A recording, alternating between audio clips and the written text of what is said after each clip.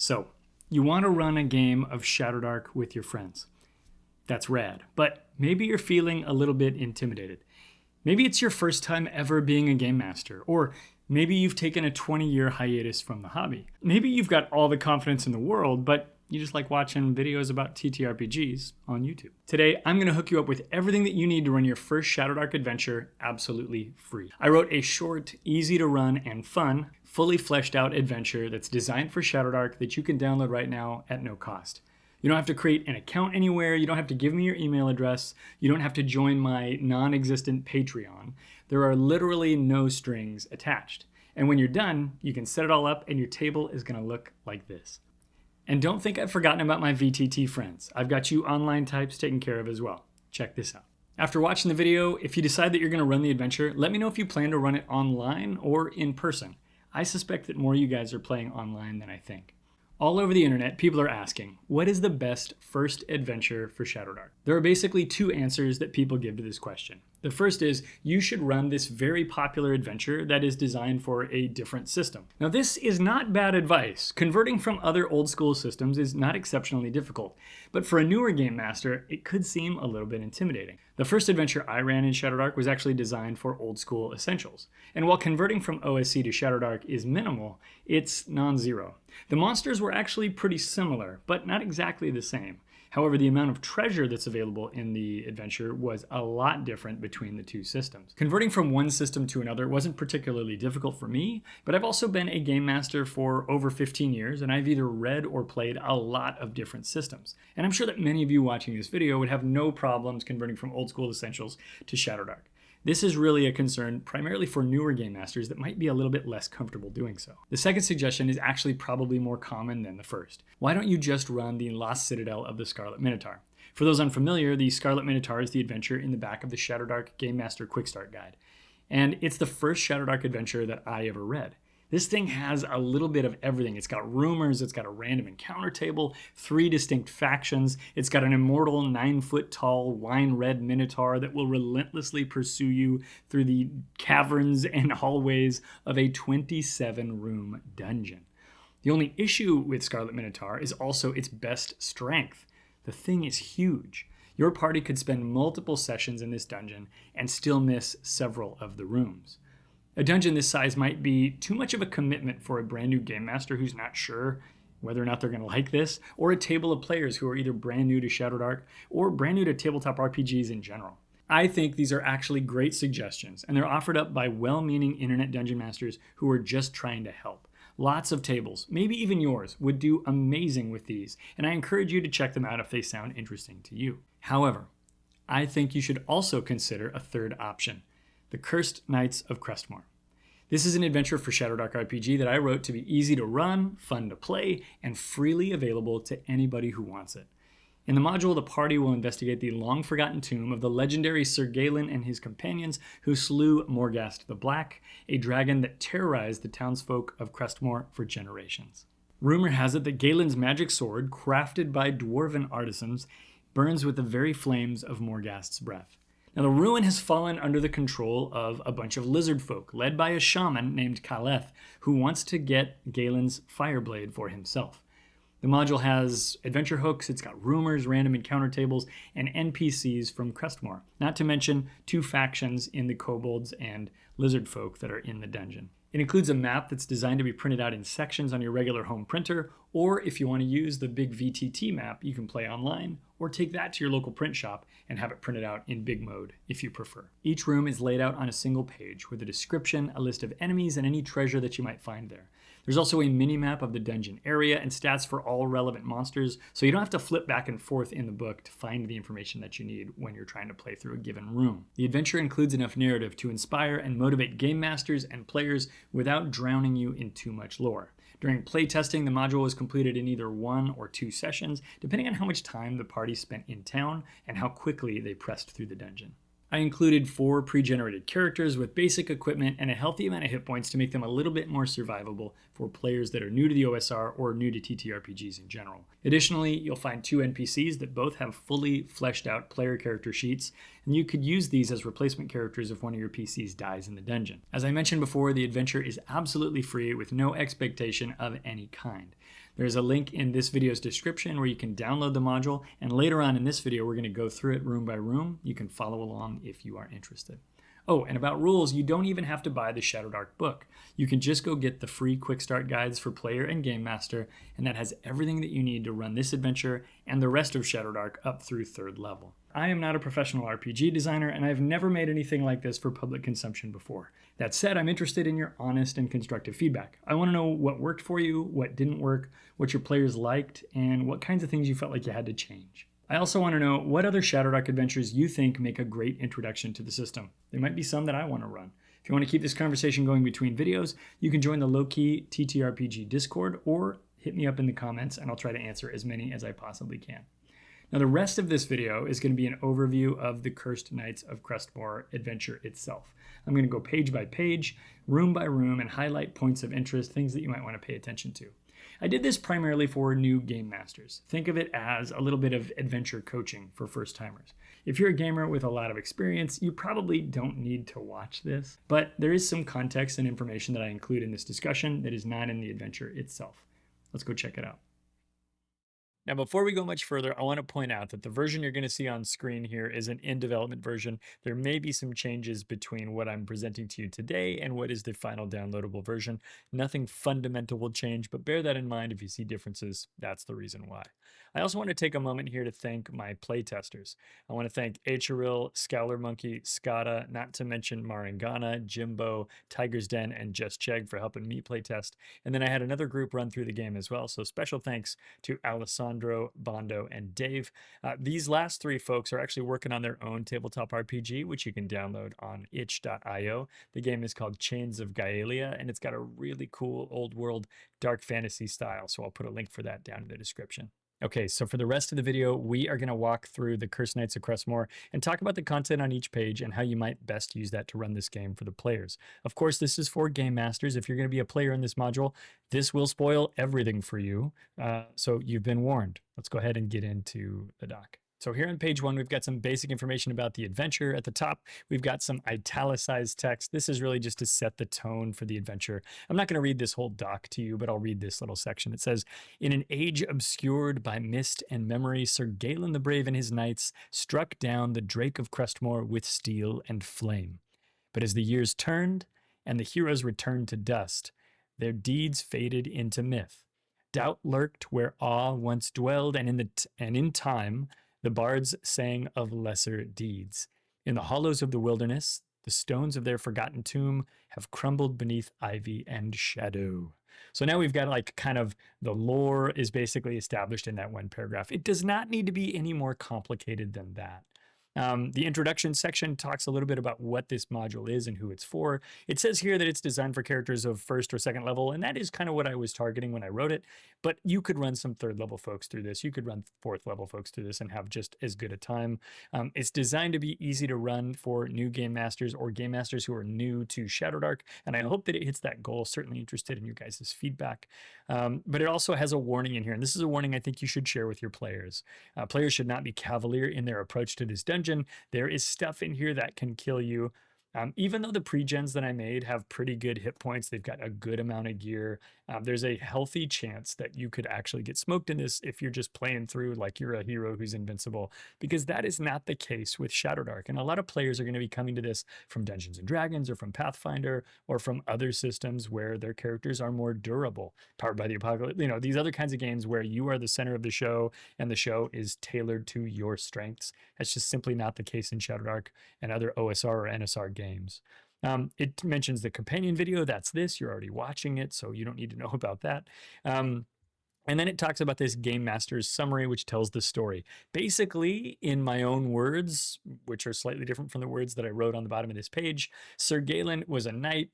This dragon called Morghast the Black was harassing his town of Crestmoor, and he gathered a few knights and a couple of squires together, and they went out and they fought and killed Morghast the Black.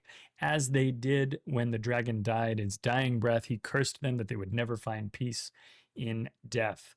And then as a result of that, he created his own tomb. The idea is that he built this tomb as kind of his final act to defend the people of Crestmoor from Morghast's evil. Basically, he was cursed. He knew that probably he would not be allowed to just die and be dead. He'd become some undead horror, whether he's a wight or a ghast or a zombie or whatever. And so he built this tomb in order to let people revere him and thank him for his heroism. Not that he's that kind of guy, but let there be a place where they could remember this man who was a hero in their community, but also protect them from himself, because he knew that perhaps when he died, he would turn into something horrible. That's the gist here. In many years have passed. I don't really specify how long. Could be 100 years, could be 1,000 years.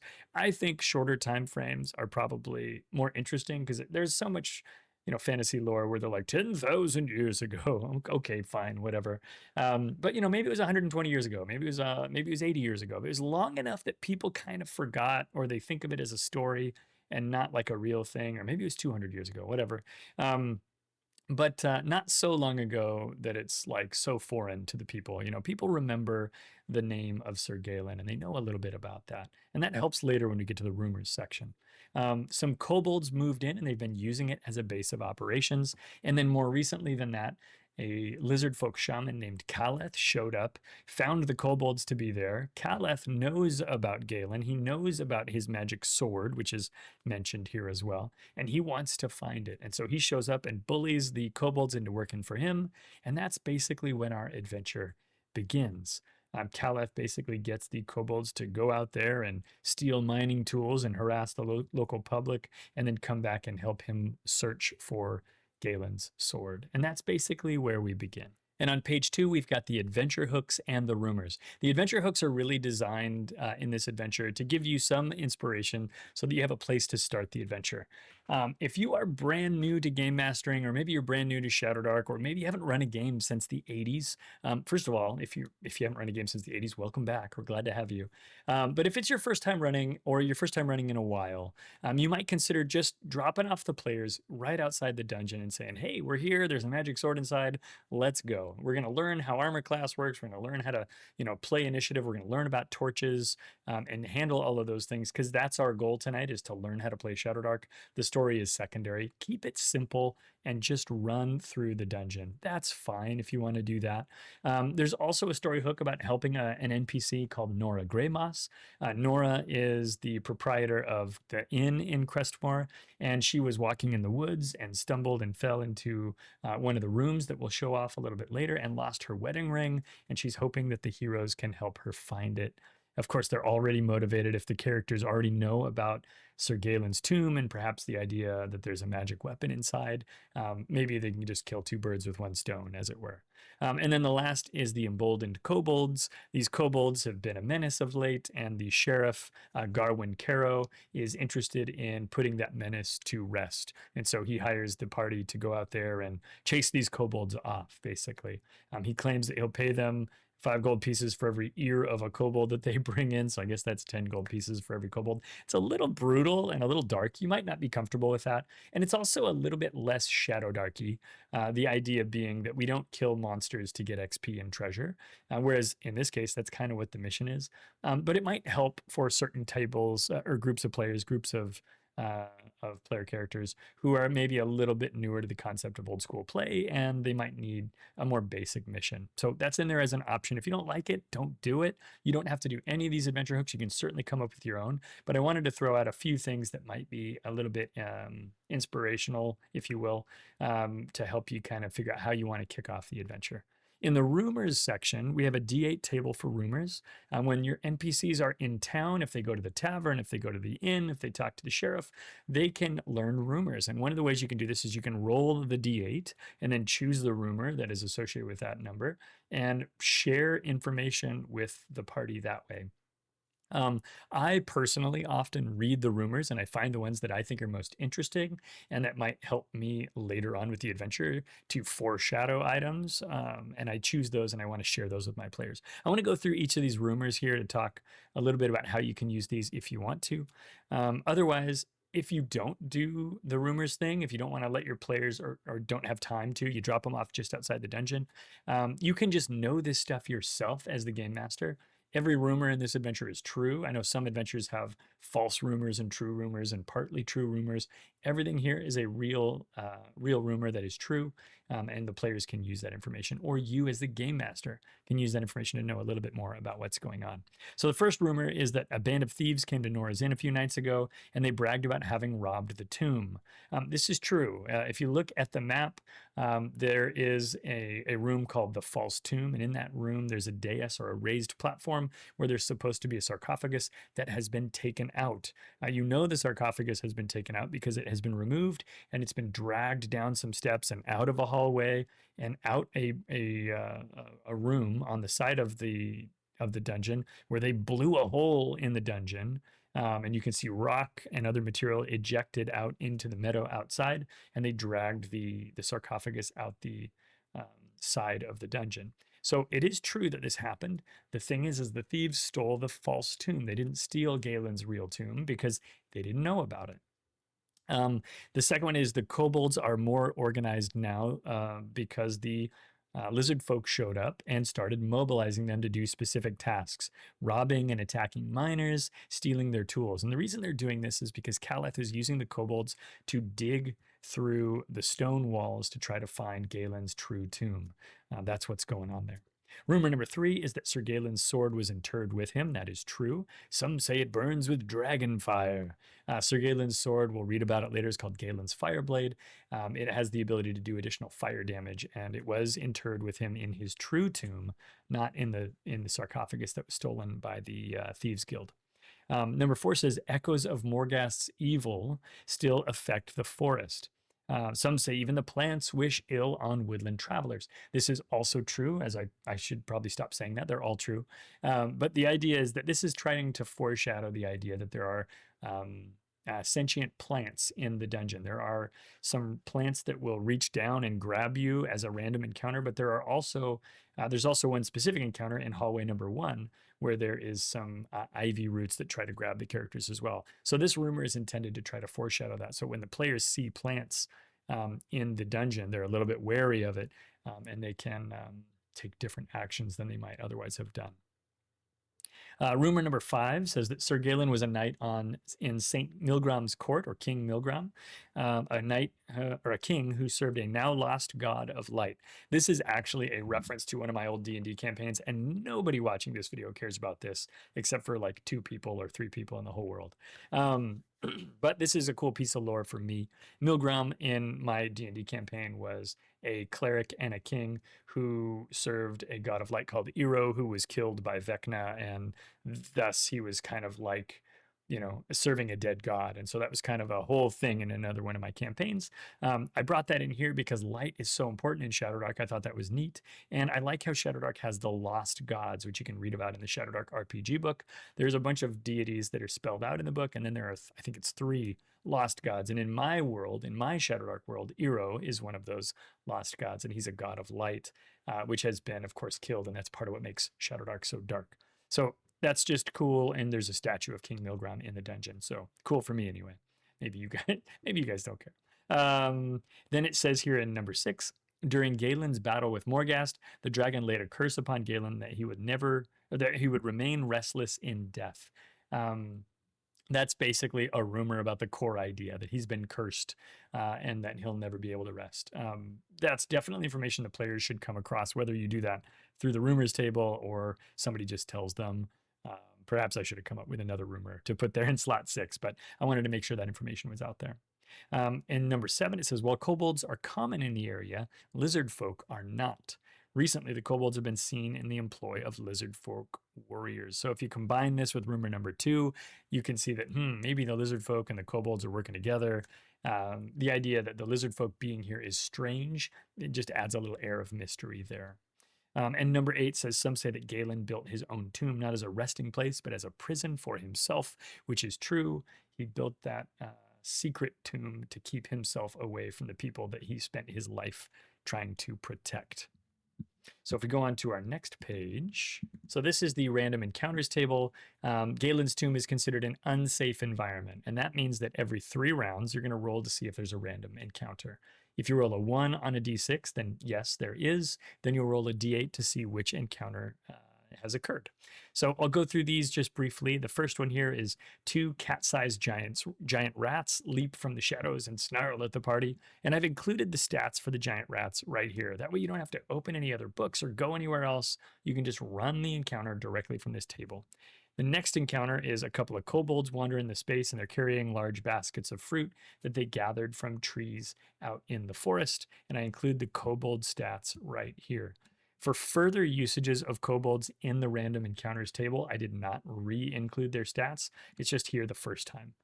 This encounter number 2 here is actually kind of cool because the players can deal with the kobolds in a number of different ways. Obviously, they can fight them, which is fine. The kobolds are happy enough to fight back, but they will retreat if their morale checks fail when the appropriate time happens there. And then the other thing is that they're bringing in baskets of fruit. So if the players wanted and they needed more rations, they could perhaps take the baskets of fruit from the kobolds and then have some more food. Encounter number 3 is a drunken and belligerent Rudy Greymoss shows up. Rudy Greymoss is the husband of Nora Greymoss, the woman who lost her wedding ring in the dungeon. And he's here looking for his wife's ring. He's got a club and he says he knows how to use it. Rudy is a pretty good foil. He's a goofy character, I think. And in the event that you had a player character die, you could actually force this random encounter and provide Rudy to them. I've included a character sheet for Rudy Greymoss. So one of your players, if you need a replacement character, they could play as Rudy, which would be kind of silly if you have a funny person at the table who likes playing a drunk. That would be an option for them. You do not have to do this, of course, if you have a player who dies and they'd rather roll up their own character. They're certainly welcome to do so. Do whatever makes the most fun at your table. In encounter number 4, you hear a high-pitched snickering sound and the mechanical ka-chunk of a lever as a pit trap opens underneath the feet of a random party member. I would decide the random party member through a die roll. And it does give them a chance to use a dexterity check to leap to safety or fall 10 feet, taking 1d6 damage. And then 2 kobolds start to attack the party with a couple of short bows. This could be a pretty dangerous thing if you actually have a player fall into a pit and they get KO'd, and then they're getting attacked by kobolds. So you might consider holding off on describing the kobolds with the short bows until after you resolve the pit trap scenario. If the person falls into the pit trap, but they're okay, or they don't fall, then you could have the kobolds maybe start shooting the arrows, unless you felt like your party could handle both. That's a kind of a strategy where you can reveal the encounter in phases so that you don't overwhelm the party with way too much to deal with. Or if you're super hardcore, you can have them shooting arrows while the player is falling into the pit, whatever is more fun for your character. Or for your player characters, I should say, or your players. Number 5 is 2 lizard folk warriors push a wheelbarrow of mining tools like pickaxes, shovels, and a sledgehammer toward Galen's tomb. So wherever you're at, these guys are rolling in. They just got some new tools they stole from some miners, and they're coming in with them. We've got the stats for the lizard folk warriors right there.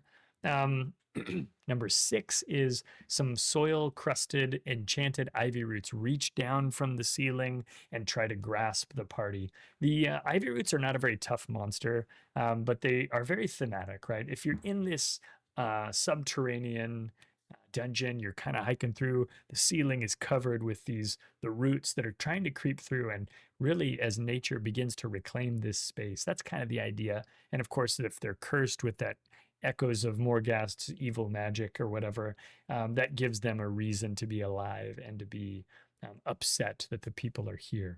The enchanted ivy roots are a really, really easy monster to fight. They've only got 4 hit points. Their AC is 8. They do a couple of things. They can try to grab a character, and then on a following turn, they could try to squeeze them. If a creature is grabbed, they'll take more damage than if they're not grabbed. You could also just have them directly try to squeeze a character instantly by rolling their regular attack roll. So not a very tough monster, and a pretty good one for new players as they're kind of learning how ShadowDark works. Number 7, or any RPG, maybe they're new to RPGs entirely. Number 7 is 2 kobolds with short swords rush the party, and another one with a short bow presses a hidden switch, which drops a heavy bag of onions on top of a party member. There's a lot of food related, maybe not a lot, but there's a couple of food related things in here. Outside the front door, we haven't gotten there yet in the read through, but outside the front door, there's like a little kobold garden where they're growing onions and other kinds of foods. And so the idea that there might be some onions in a trap is perhaps not super surprising. It's kind of a goofy trap, right? The onions could drop, a heavy bag of onions drop and land on an unsuspecting character. They do have a chance to leap away. It's a DC 12 dex check. A lot of the DCs, actually almost all of the DCs in this adventure are DC 12. And if you're a new game master, that's just like a thing to make it really easy for you to be like, okay, roll a dex check. And all you have to remember is 12. And if they can beat a 12, then they've dodged it. If you feel like that's unfair or too harsh, you can make it a 9 if you want to. That'd be fine. If the onions land on somebody, it does a D3 damage. If you don't have a D3, you can just roll a D6 and divide it by 2. 1, 2 being a 1, 3, 4 being a 2, and 5, 6 being a 3. Pretty easy to do. And then the last one is a frightened kobold prince named Dagris rushes into the area. Now, Dagris is actually in one of the rooms in the encounter or in the dungeon. However, you might need him early, especially if a player character is killed. Dagris is another NPC that has a full player character sheet that you could use as a replacement character. He rushes into the area. His hands are bound in a set of tiny kobold-sized manacles. He is the leader of the kobolds and has escaped imprisonment by Caleth. You can use normal kobold stats for Dagris if you just want to treat him as an NPC. If you have a player character that died or something and you want to replace that player character with Dagris, you would use the character sheet that is supplied with the adventure. One thing that's kind of interesting about Dagris is he could be used to build into some faction play. The kobolds and the lizard folk are not necessarily friends, but the lizard folk are forcing the kobolds to work for them, and they have imprisoned Dagris, their prince. If, of course, you have Dagris in the party or even traveling with you as an NPC, there is a chance that you could turn some of the kobolds against their new lizard folk masters if they decide that they think you guys and Dagris together could overthrow Caleth and his lizard folk warriors. So that's something to think about. Certainly not a requirement. And if you're not comfortable with faction play, because again, maybe you're a newer game master and you just want to see if you can get through a dungeon, that's all right. But if you're comfortable with social encounters and those kinds of things, you might consider doing something like that with our little kobold prince here. Here on page 5, you've got a map of the entire dungeon, so you can check this out. The idea being here that characters could enter either here at the bottom portion of the map. This is the presumed entry. Oops. This is the presumed entry down here. However, we talked earlier about the Thieves Guild that busted a hole over in the side entrance, and they created this side entrance. Player characters who scout the area and look around for patrols or that kind of thing might find this other entrance, and they could come in on the side of the dungeon. As you can see, there's 8 or 9 rooms in here and a few hallways that are marked. The hallways are marked with blue dots and they have numbers. The rooms in the dungeon are marked with red dots and they have letters, and those are all color coordinated with things that you'll see later on as we continue through the adventure. Okay, so starting here, we've got room descriptions and we're going to go through each room. As you can see here, this page actually has 2 rooms on it. It has outside, which is, I guess, not really a room at all, but it's the outside of the front door of the dungeon. And then we've got the entry. So the letter here, A, refers to that room, which if we go back up here, you can see A is outside here at the bottom of the page. And then we've also, of course, got B here as well. So if we go back down here, we've got A and B. They're named outside and entry. And each one of these rooms has a bunch of bullet points that describe what's going on. I've highlighted some keywords in kind of this pinkish red color to indicate just things that might draw your eye if you're trying to reference this live while running this at the table. So outside it talks, there's usually a general description. Then if there's any enemies, we list that. And if there's any treasure, we list that separately. So outside describes basically you're going to have a couple of kobolds out there that are cooking a rabbit on a spit. There's a little garden area that's kind of overgrown with weeds, but it's growing some onions and other foods, other vegetables outside as well. And then here I include the kobold stats. They're just right here on the same page. You don't have to flip your book back and forth to try to hold 2 or 3 fingers in different sections of the booklet. You can just have the description of the room and the stats. And then there's this little map over here in the corner as well. which shows you kind of the local area in the dungeon around the room. So you can see kind of what's nearby. The entry area, basically your character is going to come in here. They're going to descend some stairs into this small room, this 3x5 square room. And in the room, there are 2 doors ahead of them, one on the left and one on the right. And in between them is a little vessel or a sink, if you will, like a little pool of water. And there's some water that's slowly trickling in there. The door on the left has some ivy. It has some ivy stretching down the stairs and in towards that doorway. And then in the corner, there's a box that has some junk in it, some old rags, a jar of lantern oil, some empty bottles, that kind of a thing. Between the doors, again, we've got that vessel. It's got an inscription carved into the wall that says, "With this water, the worthy are blessed." And there's a little treasure here. Because this is expected to be an early adventure for people who are maybe learning ShadowDark or getting comfortable with it, I wanted to make sure they had some access to healing, especially if the cleric blows one of their healing spells early and loses it for the rest of the day. So if you fill those jars, or if you brought your own jars and you fill those with some of this water, you'll get a potion of healing. If the player who fills those jars is a lawful character, in other words, if they're a good character who would be aligned with the people who built this temple, like Galen, King Milgram, and all of these people, then you get a more powerful healing potion. But it doesn't matter who you are, anybody gets healing by taking this water. The trickle of the water is described as very slowly, so that players can't come back here and fill one up every 10 minutes if they get wounded. You could basically collect a very small amount of this water. And then the idea being that you'd have to come back some number of weeks later or days later in order to get another one of these little holy water healing potions. Pretty simple room as we kind of explore this, but a nice way to kind of start the room out, give some theme here, let people remember that this is a holy place, and get them started into the dungeon. On page 7, we find the Overgrown hallway. So this is a passageway that's entirely choked out by these vine-like roots that are hanging from the ceiling and kind of creeping in down the steps and through the last room. There is a dead thief. The body of a dead thief has been jammed into these roots and pulled in, which is a little bit of foreshadowing that the plants are dangerous. You can see the bony booted feet of the thief sticking out the back of the roots. And there's some foreshadowing here about how there are some large stones on the ground, and the ceiling is also kind of crumbling, and the roots are coming through these big cracks in the ceiling. The idea here is to make sure that the players can understand there are some dangers here. Number 1, there's a thief who got sucked into these roots. That sounds dangerous already. Number 2, we've got rocks on the floor and a crumbling ceiling, which indicates that the ceiling in this hallway might not be too stable. If the players attempt to clear the ivy or pull the thief out of the ivy roots, then the plants attack the player.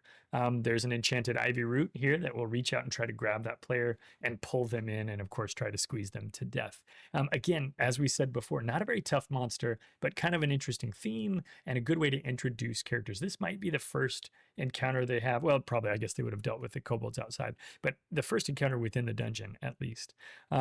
If they're trying to pull the thief's dead body out of the plants, that will pull on the roots that are hanging from the ceiling and could loosen some stones which could land on them. So there's kind of a hazard or a trap here where there's a die roll to see if those rocks fall and land on one of the player characters. Now, if your player characters are being clever and they see the foreshadowing and they figure this out, this is probably more advanced OSR tomfoolery. They could find another way to try to pull the thief's body out of there. They could tie a rope around the bony ankle, or they could do something to try to bring the thief's body out without being exposed to the danger of the plants or the danger of the rocks falling from the roof. If they are able to do this, maybe they'll take some damage, or maybe they'll do it safely. Who knows? There is some worthwhile treasure if they pull the thief out of the shrubbery there and loot them. They've got a set of +1 leather armor. They've got 35 gold pieces and an emerald that's worth about 60 gold pieces as well. So that is just sort of a little scenario that they can play with if they want to. But this is entirely avoidable. There are other hallways that they can take. If they look at this and they're like, I don't know, man, looks too dangerous, they could certainly go another way. The next room is the King's Chamber. 3 stairs descend to the lower level of the room on the far side, and there are 2 statues in this space. A large one of King Milgram on the far side, and then a smaller statue, which is a knight that is down on one knee holding up a holy symbol, just to kind of celebrate again the idea that this is a holy tomb to a series of clerics and knights. There is a secret door in this room, and behind the statue of King Milgram, kind of out of the way and not immediately easy to find, is a little brass plate with a square hole in it. And that is the actuator for a secret door, which is on the north end of this room, at the top of this room. Elsewhere in one of the hallways, you'll find a dagger with a square blade, which is the key, if you will, for opening up that secret door. But you don't have it at this point in the room. Now, you could argue that the players might have a really talented thief who could pick that lock or do something else, jam a different object in there to actuate the door. And if my players wanted to do that, I would let them. And so it's something to consider, but there is an item which is a square bladed dagger that would go into this square hole on the wall and should help players to put 2 and 2 together so they can come back and open this secret door later if they would like to. Here in room D is the Squire's Crypt. In this room, there's a white marble statue of a squire holding a spear in one hand and a torch high above him in the other. And there's an inscription carved into the statue that says, "To honor those who bore the light." In this room, there are 2 sarcophagi. One of them is open, and its occupant, which is one of the squires that helped Galen fight Morghast, has basically escaped. And he is wandering around in this room, dragging his little bony feet around. I think he has a short sword, and he's looking to fight you. He will fight you. It's all good. The other sarcophagus has a bunch of heavy stones and rocks placed on top of it. The idea here being that perhaps the kobolds or maybe the lizardmen, when they showed up, they opened up the one and found out that there was an undead squire in there, and they were like, forget this, and they put a bunch of rocks on the other one and left the room, and they haven't been back since. That's sort of the implication of this space. There is a little donation bowl on the statue where there are a few coins left in there. The idea with this is that if you donate coins to this, it invigorates your torch and gives it more minutes of burn time. If you steal those coins, however, your torch will falter and will actually lose minutes of burn time. And if your torch happens to be low when you're in this room and it falters, you roll some dice to figure out, I think it's 1d10 plus 4 minutes of time either lost or gained. If you lose all of the remaining minutes on your torch and you haven't dealt with the skeletal squire in the room, you could be trying to deal with fighting him in the dark, which could be really dangerous. Probably players won't interact with this until after they've dealt with the skeletal squire, but I could see somebody slipping over there, especially a particularly thiefy thief, and taking those coins. And that's just because, again, with the clerics and with King Milgram being people who revered this long-lost god of light, light is a really central theme in this adventure. So and as it is in ShadowDark in general. And so if you take those coins or add coins, you're getting smiled upon or frowned upon by this god of light. There are some great treasures in this room. The skeletal squire that's wandering around has a golden holy symbol to a lost god, this god of light. And you can kill him and take that holy symbol. It's worth 40 gold pieces. That's a treasure find. If your characters are feeling frisky and they decide to open up the closed sarcophagus, the skeletal squire in there will leap out and fight them, and he has a +1 short sword. There's plenty of treasure in this adventure. You might say that it's too much. That's fine. If you think it's too much, just make sure you reduce it before you're running live at the table. But I did want players to have a sense of finding cool magic items and having a good time. So for new players, for new game masters, let's throw a few extra, let's sprinkle some magic items out there. As before, we've got the stats to the skeletal squire right here on this page. So you have everything you need to run this room in the dungeon is right here. without any page flipping. On page 10, we've got 2 more rooms. The first is the Grand Hall Passage. This is a hallway or a passageway that goes between the Squire's Crypt and the Grand Hall, which is the largest room in the dungeon. This room has, or this hall, I should say, has relatively tall ceilings, and about 15 feet up, there is the handle of a dagger that has been jammed into the wall between 2 stones up there. Your players have to figure out how to climb up there and get it down, which is not going to be particularly difficult unless you do something to make it more difficult. The idea being here that if they find this dagger, they'll pull it out of the wall. It's just a plain old tarnished dagger, but it has a unique square blade. They actually did make daggers like this. You can Google square-bladed dagger and come up with pictures of them if you want to do a little research or show your players. That's perfectly fine, but not necessary. This dagger is basically a key that can be used in the brass plates with square holes in them that you'll find in the King's Chamber as well as in the False Tomb. And that will activate the secret door that gets you into Galen's True Tomb. Now, we don't want this dagger to be the one true way to get into that chamber. If your players don't find this, or if they find it and throw it away or whatever, don't let that stop them from getting into that chamber. They could certainly pick that lock, if you will, like treat that as a lock and have them pick it. They could insert some other long, thin rod and activate the switch in there. There's definitely plenty of ways that they can get into the True Tomb. They can also just bash a hole through the secret door once they realize that it exists. And you'll see more about that as we move on in the adventure. But this dagger's here, the idea being that it's got an interesting, weird square blade, and that players can take that and if they'll recognize the square hole, jam the dagger in the hole, and voila, they've opened up the secret door.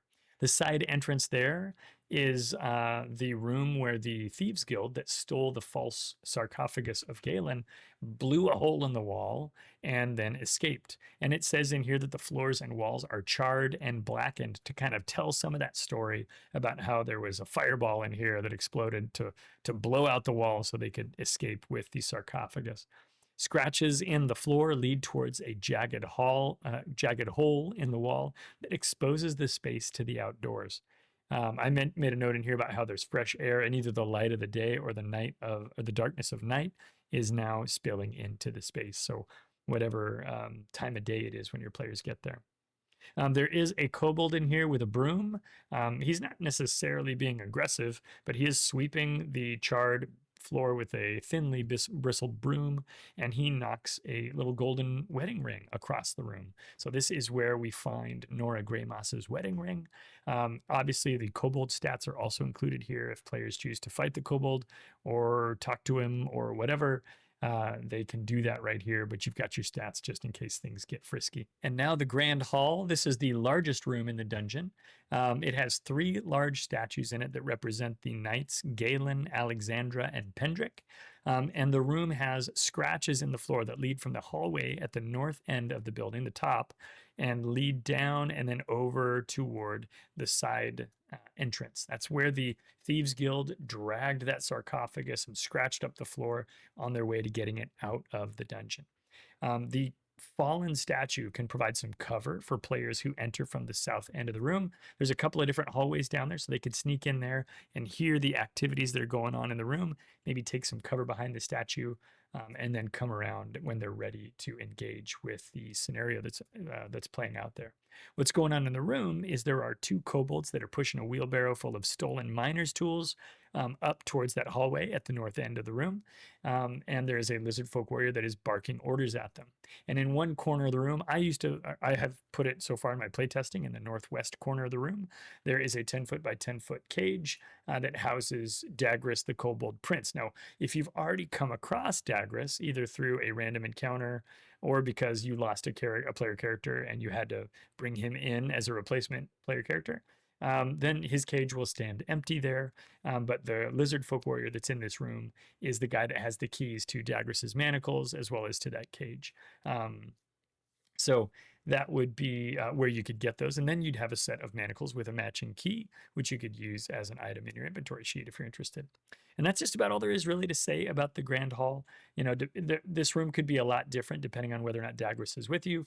And your characters might either make Dagris like them or dislike them, depending on how he treats the kobolds or how they treat the kobolds that are pushing the wheelbarrow. He might say like, "Hey, I can't believe you killed my friends," but he also might be like, "Look, there's a lot of kobolds. Okay, I don't need those two. I'm a prince of a whole kobold kingdom." It kind of just depends on how you want to play it. But I think there's a lot of opportunity in this room for some interesting role play as well as some combat. On page 12, we've got the false tomb approach. This is a 10-foot wide hallway with alternating black and white checkerboard tiles. There are scratches in the floor that oscillate back and forth across the white tiles in the hallway. What that means is when the Thieves Guild dragged the sarcophagus out, they only drug it across the white tiles. So they went from white tile and then up and then down to a black tile and then over and then across, and they kind of went diagonal to diagonal, always staying on the white tiles. This is intended to foreshadow that the black tiles are trapped. The players should know, or they could know at least, that the Thieves Guild are the people who came in and stole the sarcophagus from Galen's false tomb. And then, of course, thieves are pretty good at finding traps. Well, those thieves found these traps. They knew that these were all pit traps. So every dark colored tile in the hallway is a hidden pit trap. Small creatures like halflings or kobolds will not crack the tiles and fall through, but any larger creatures like humans, dwarves, elves, lizard folk will fall through the black tiles. And when they fall, they'll fall 10 feet and take 1d6 damage. You do have a chance. I included a chance for a character to use a dex save to realize that the floor was cracking and leap off of that tile onto another one. If they leap from a dark tile to another dark tile, they're going to have the same scenario play out again. But hopefully observant players will think about the Thieves Guild stealing the sarcophagus, and they'll see the scratches on the floor, which you will share with them. Please don't forget to share with them the scratches on the floor everywhere where they appear. And then that will help them make wise decisions about staying off the trapped tiles in the hallway. And then we arrive at the false tomb. Now, in the false tomb, you've got this big room. The back half of the room is raised 3 stairs. Then there's a dais there where there should be a sarcophagus, the false tomb of Sir Galen. Of course, we know that the Thieves Guild came in and they stole that sarcophagus thinking that it was Sir Galen's tomb. And they dragged it down, scraping up all the tiles and dragging it down the stairs, and then hauled it off through that 10-foot wide hallway that your player characters probably just came through. Although it is possible that your characters found the square-bladed dagger and are coming in through the true tomb. Now, when you get here, Caleth and a couple of lizard folk are standing around while 2 kobolds are digging a hole through the secret door between the pillars on the south side of the room. This is because Caleth has not figured out how to open the secret door. He's not that smart, and he's trying to get into the tomb any way he can, and he's got this cheap source of free labor with the kobolds that he has basically impressed into service. He wants them to keep digging, so he'll tell the lizard folk warriors to attack the party. At least this is how I ran it. You guys can run it any way that you want, but he'll tell the lizard folk warriors to attack the party, and he'll start slinging spells. We've got the kobold and lizard folk stats here. That's old news by now. We've seen those in other rooms, but we've also got Caleth, the lizard folk shaman. He has 2 spells. He's got one called Gust, which blows a furious wind, pushing characters back. And he's also got one called Thunderclap. Oh, by the way, Gust can also blow out your torch, which is very dangerous. If he can blow out your torch, then his lizard folk warriors are going to have a big advantage fighting you in the dark. He's also got a Thunderclap spell, which can do sonic damage to people. If this fight is going a little bit too well for the party, I would probably have the kobolds continue to dig at that secret door because he's really eager to get in there. And so I would keep them as non-combatants. Maybe the kobolds see Dagris is with you, and maybe not, depends on what's going on elsewhere in the story. But they might switch sides and join you, or they might be too scared to do so. Caleth is a powerful spellcaster as far as they're concerned. So they'll probably keep digging. But if the fight's going really well and your players are smoking the 2 lizard folk warriors and Caleth is looking threatened, at that time I would have the Knights of Morghast, the undead versions of Galen, Alexandra, and Pendrick, just bust through that secret door and enter the combat. Maybe they punch a hole through the wall and grab one of the kobolds and just break their neck or whatever, because they're hungry for murder or whatever. I don't know. But you could do something really cool like that, which was kind of have this be a 2-stage or a 2-phase encounter, depending on how things are going. If things are going really poorly for the party, I probably wouldn't introduce 3 additional combatants at that point, which would really make this a very deadly encounter. So that would be a thing you could consider doing. Of course, if your characters wanted and they have the square-bladed dagger and they know that there's a little square hole with the brass plate to open the door, they might find that it's hidden behind one of the pillars in the room, and they could go open the door themselves, which could cause a problem, especially if the lizard folk warriors are over there. These undead knights could come out and start tearing it up and fighting against the NPCs, which would be pretty interesting. That's basically what's going on in the False Tomb. Is Caleth has almost achieved his aim, and you guys are showing up to interrupt it. What happens next is up to you. One more note about the False Tomb. The kobolds in this room have some gold on them, that's fine, but the lizard folk all have a reference to the treasure tables in the ShadowDark Core Rulebook or the Quick Start Game Master's book. Go check that out. This is a great place to learn a little bit about how these treasure tables work.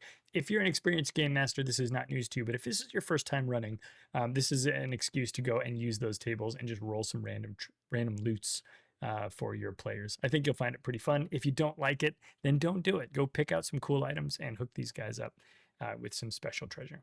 And then we have the True Tomb. This is the actual room where Galen, Alexandra, and Pendrick imprisoned themselves to protect the townsfolk of Crestmoor from whatever evils Morghast cursed them with. This is the real tomb.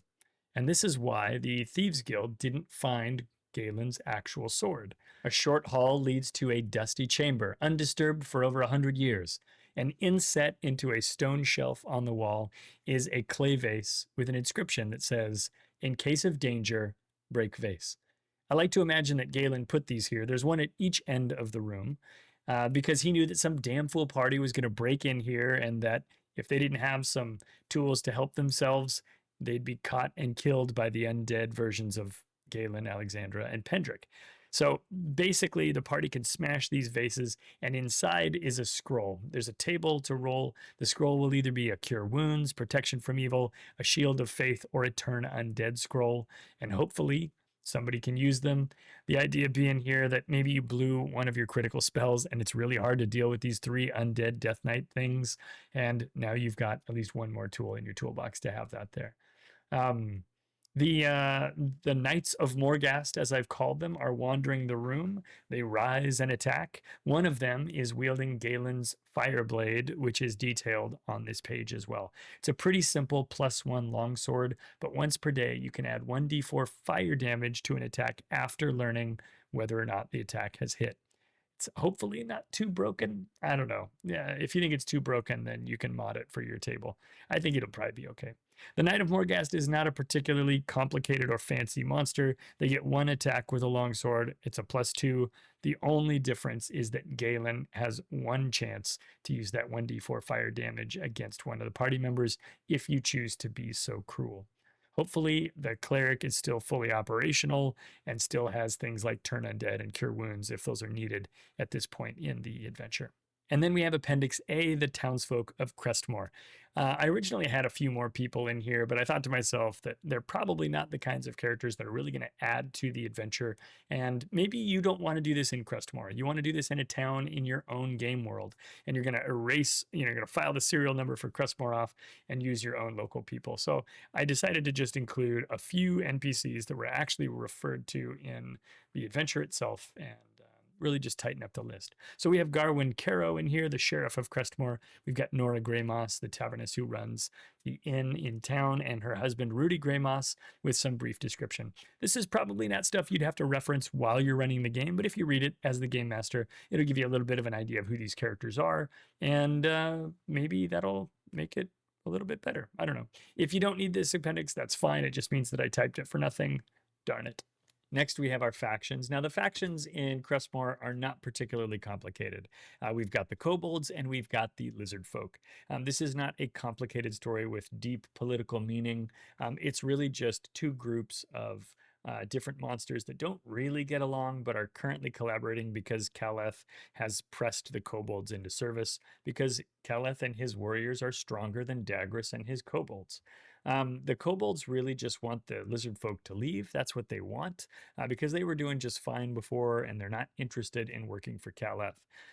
They also aren't looking to make friends with you, but they could maybe be friends with the party for a little while that helps them expel the lizard folk from the area. As for the lizard folk, Caleth is really just here to get Galen's Fireblade. In my headcanon, this isn't really written into the adventure, but I think Caleth probably either reveres Morghast as a god, or just really appreciates a cool dragon, right? And is interested in getting that sword that burns with the flame of Morghast's breath. Why wouldn't you want that sword? It's why the heroes are here, probably, as well, at least to a certain extent. What they don't really want is to take over the crypt and live there forever. They don't really care about enslaving the kobolds for long term. They really just want to get that sword and get out of here. Now, because magic swords are cool, I don't imagine that your party is going to want to just be like, oh, here you go, Caleth, it's the sword. Why don't you take it and leave? So I don't think that's likely to happen, but you never know. That is kind of what the lizard folk are up to. Now, with the introduction of Dagras, there's a lot you could do with these two factions, however simple they may be. Or you can just ignore all of that and treat them all as, a uniform or a unified group of baddies, and the party just has to deal with them, either by sneaking around, fooling them, or fighting them. Appendix C is the treasure table. Now, here I've listed all of the treasure that you're going to come across in the adventure. These are the things that are explicitly called out on each page. In ShadowDark, you're awarded experience points based on each of the treasure finds that you find. So a treasure find isn't like if I find a box that has a magic sword and some gold and a golden goblet in it. Those are not 3 individual finds. That's one cache of treasure. That's one pile of treasure, and it's considered one treasure find. Based on the value of that treasure and the level of the party, that'll either be worth 1, 3, or 10 experience points. There's some guidance in the ShadowDark book, as well as the Quick Start Guide, actually, about this, but I found it to be a little bit loosey-goosey, and I definitely can tell that a lot of people on the internet are having a hard time doing XP in ShadowDark. It's not impossible, and you'll eventually find a rhythm there, but maybe that's something we should make a video about someday. Right now, though, I've got some recommended treasure amounts, or excuse me, XP amounts for the treasure that's in the adventure, and I've included it all here. It totals up to 10 points, which is enough to get your party to level 2. You might find additional treasure out there. There's some gold coins on the kobolds I didn't include here, or if for wandering monsters you roll on some of the treasure tables, that might help you out as well there to give you either more treasure or more XP, depending on how you choose to rule that. But there's plenty of treasure here. Of course, do make sure that you only award the XP for the treasure your party actually finds. If they leave anything behind, then they didn't find that treasure and they don't get the XP that's associated with it. Thanks so much for watching this video, guys. I hope you enjoyed it, and I really hope that you enjoy the Cursed Knights of Crestmoor. Let me know what you think.